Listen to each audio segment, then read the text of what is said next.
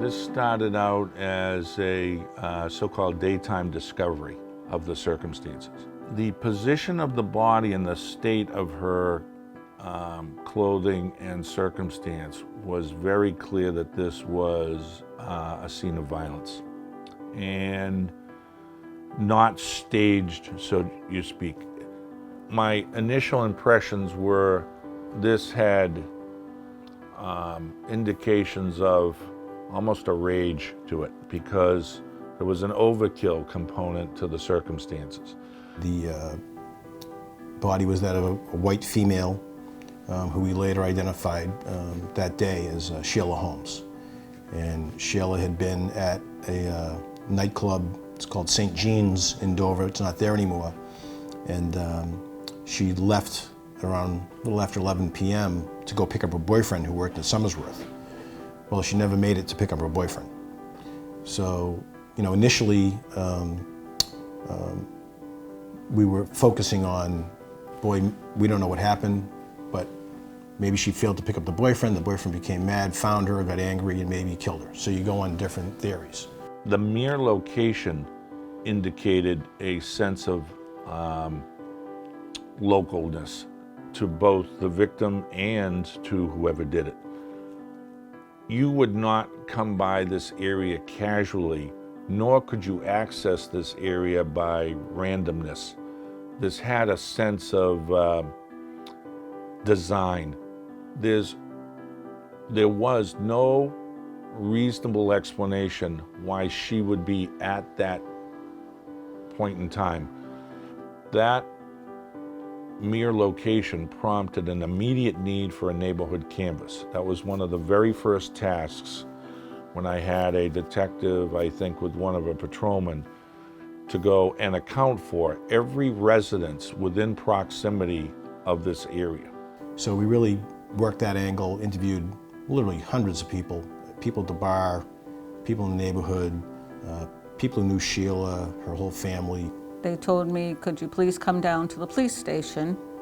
And at the time, I was waiting for my daughter to get off the school bus, and I had a baby. And I kept saying, well, what is this about? I had no idea.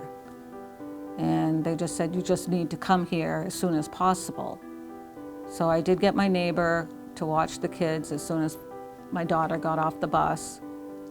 And when I showed up at the police station, there were already media there. Other people were coming out that knew Sheila and saying they were sorry. And I'm like, what are you talking about? And, I'm being like pushed in. I was just brought into this room. They finally asked me a bunch of questions, what was I doing yesterday? Who was I with? And all of these things. And then finally, they told me about Sheila, and they showed me her picture. And when I saw the picture, I said, that's not her. And I couldn't fathom it. We discovered that she had been at St. Jean's and went through a process where even in the early days, we had this mysterious individual vaguely described, but troublesome you couldn't ignore it, but it was troublesome to follow up on because no one seemed to be able to connect the dots. And we had spoken with many people connected to St. Jean's, staff, clientele. St. Jean's in that day tended to be a regulars local hangout. It was unusual in that era for a casual passerby to go into that place. It had a rough and tough reputation. So you didn't see, for example, you wouldn't see UNH kids there. You wouldn't see tourists there. You wouldn't see those kind of temporary residents or visitors to the city at that location, because even in its appearance, it looked a little rough. So if you were there with your family, no, this is not the place that you would stop in. That was helpful in the beginning, but it ergo one of the early problems of the case, since no one, and we identified everyone who had been there that night because word of mouth traveled fast. People knew Sheila, and those that were acquainted with her were very forthcoming with the information. The boyfriend was very cooperative, talked quite a bit. We talked with him for hours and hours, and we just never had enough evidence to figure that he was, in fact, the one who murdered Sheila. I had the same suspect in mind, and it was her boyfriend at the time. I thought it was, most likely him, only because he wasn't very nice to my sister. He would drink and hit her, and they had a very volatile relationship.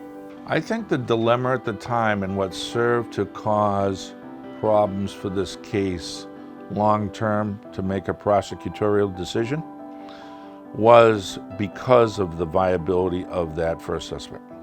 In all candor, it was hard to ignore him as and I think he, even to this day, probably would say to you, the factors that were outlined even made him understand why arrows were pointing in his direction. So the case became, ongoing for, again, years, just trying to track down every lead, every possibility, and we weren't successful in solving the case. Her and I grew up together in Dover, some parts of Rochester, and then Portland. We had the same friends, basically. We shared clothes, we shared a room, we shared dreams, nightmares. It was the typical sister thing. She would do anything for anybody. She didn't have a bad bone in her body. She really didn't, and she never did. She was just very caring and empathetic, and she always went for the underdog. We had a friend growing up, and she had a thyroid issue, but of course, kids being kids would make fun of her because she gained weight, and Sheila was the only one that would step in and tell them, to shut up. And she would stand up for that person in front of everybody. She was just that person. And actually moved in with her at one point to help her take care of the kids. Her husband at the time was a truck driver, so he was on the road a lot. And it was different, taking care of 5 kids like they were all little, because she had them all in a row. So I worked full time. She stayed at home. Wouldn't pay to get a babysitter with 5 kids. And I'd come home and help her, do the dinner, the baths, everything. She just liked people, and people just were drawn to her. She had that charisma.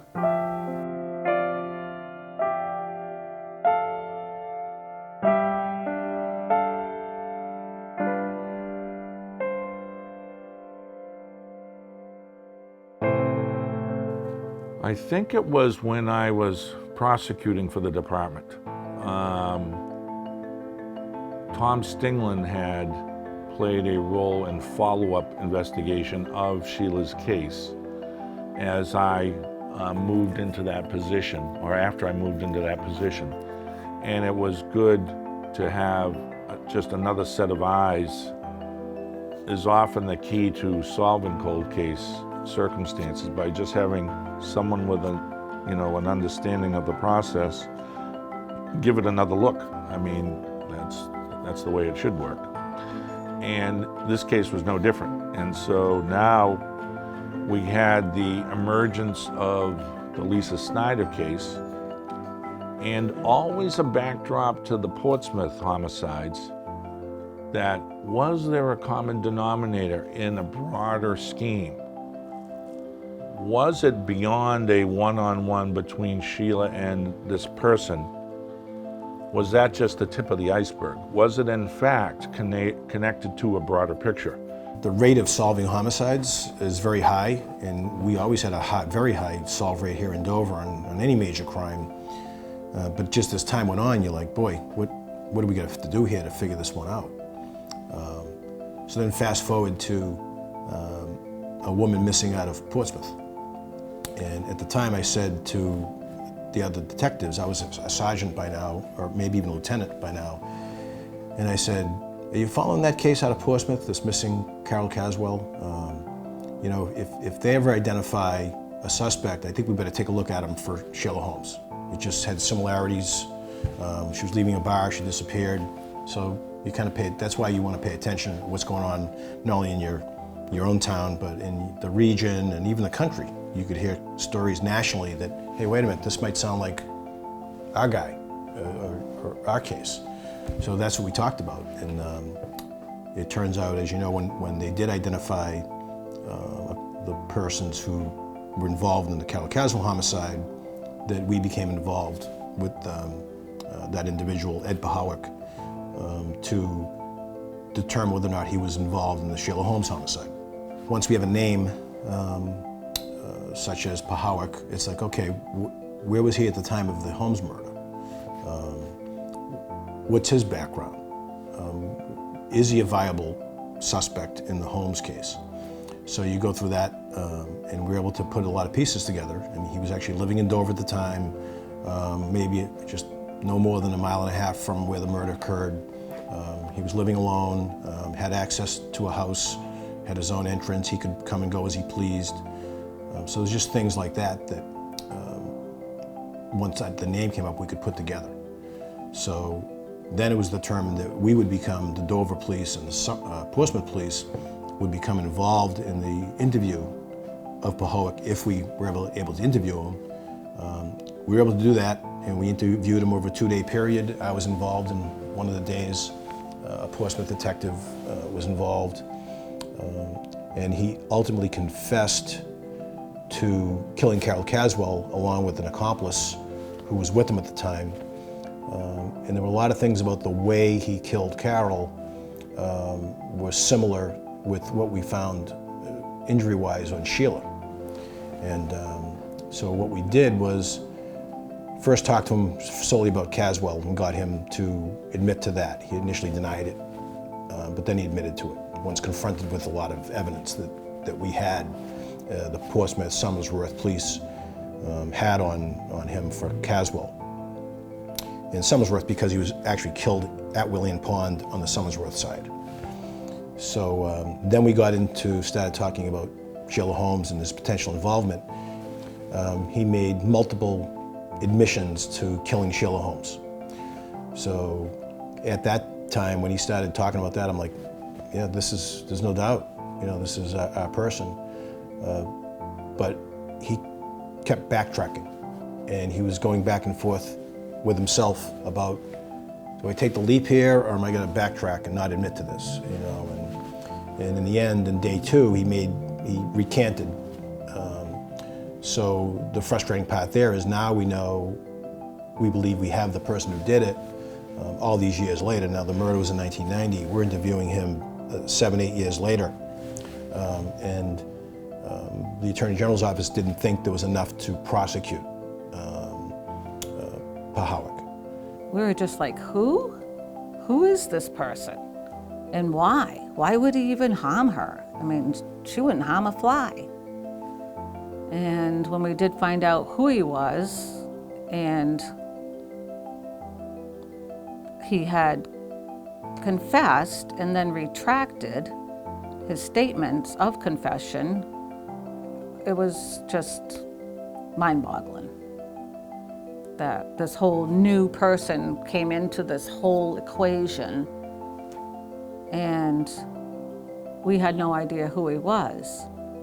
And then as time, hours and days went on, we found out he was part of our family, cousins, mostly cousins, and that they grew up with him. And I had a friend that worked at the same place he worked at, Prime Tannin, and he had this horrific story about him. that he was the boss of Ed Pahowick, and when he fired him, it took 6 guys to hold him down. So a woman wouldn't have had a chance against him. And my friend was a big guy, and he said he just went berserk. And they had to, get him off the property of the business. And he couldn't even imagine what my sister or Carol Caswell, another woman that he killed and was convicted of, and any other woman that he killed went through, because he said, I couldn't believe how many people it took to hold this guy down. He's a fascinating character. He's had a rough childhood, but during the interview, he talked about things like he has a panther claw tattoo. The claw's like reaching out, and we asked him what that was about, and he said it was about hunting. And we're like, hunting what? He goes, women. And when we said, how many women are you talking about? He said, I don't know, 4 or 5. So maybe there's other crimes to be solved out there that maybe only he's the one who can give us that information. He doesn't like to be called a serial killer, and I told him at one point, well, it depends. I mean, you told us that you killed 4 or 5 women. Your words, I told him. Those are your words. And he just kind of looks down and doesn't deny it, but doesn't admit it.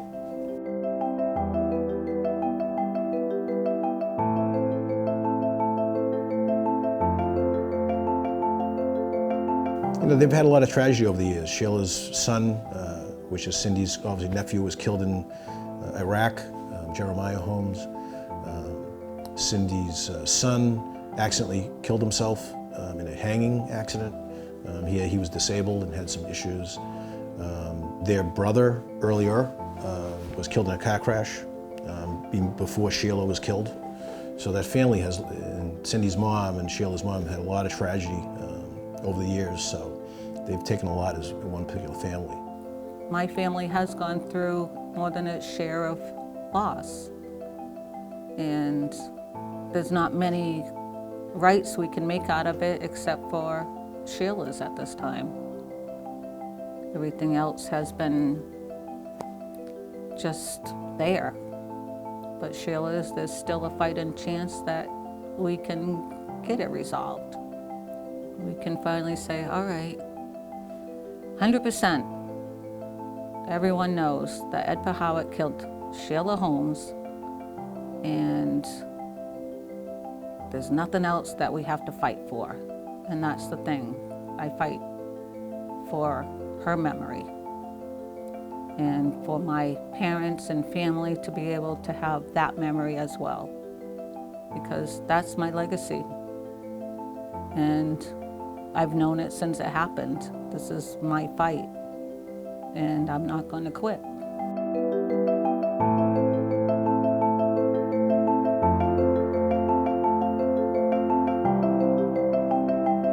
Since then, and up until today, it's been an open, cold case where we've done some things. We've talked to him at the prison a few times.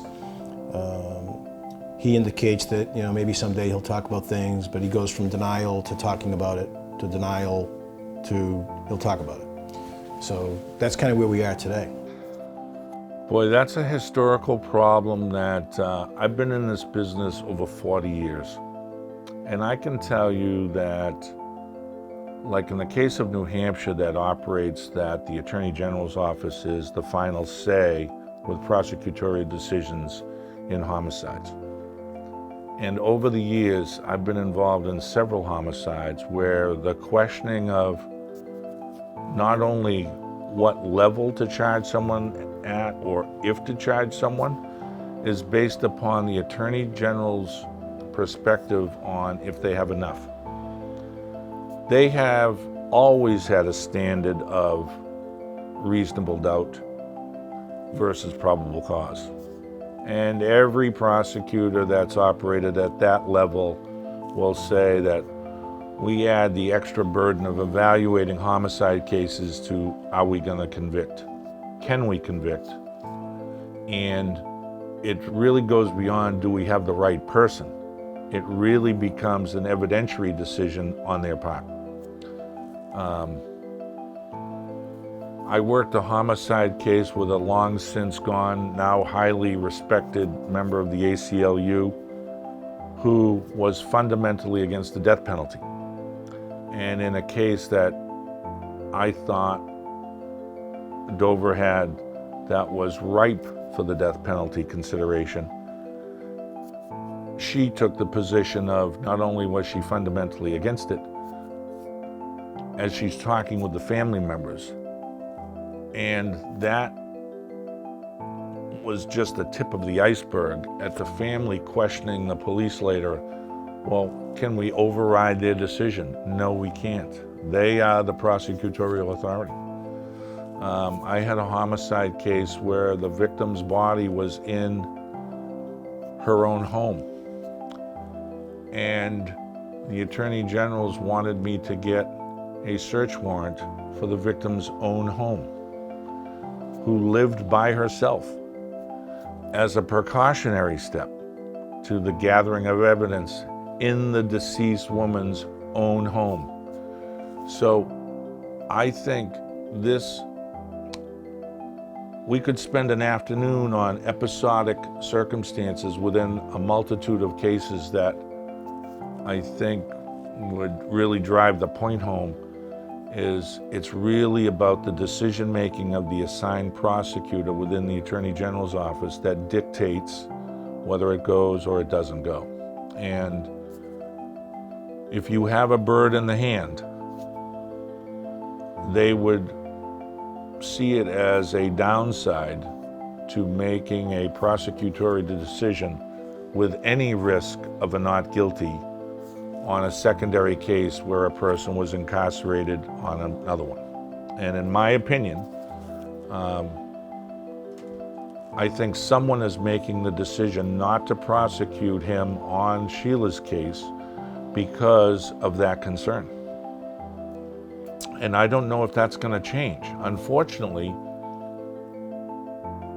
even if that person now made a full chest clearing, I did it, I lied when I recanted, this is my reasons for lying, and provided minutiae of the case so it's solidified, I think they'd still be reluctant to file.